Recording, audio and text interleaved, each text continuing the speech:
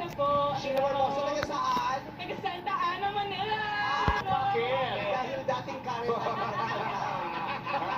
Diyan ako nag-training.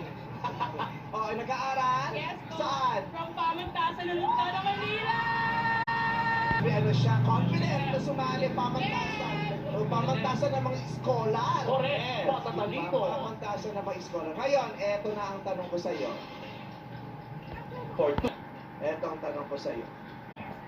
Anong political literature yun? Balarila is balarila. Galing ni Vice to. Okay. Kailangan masagot mo ito. Ano sa Tagalog ng noun?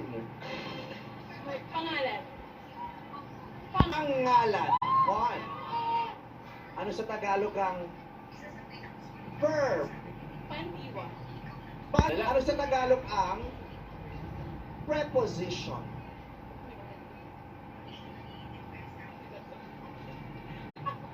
Preposition.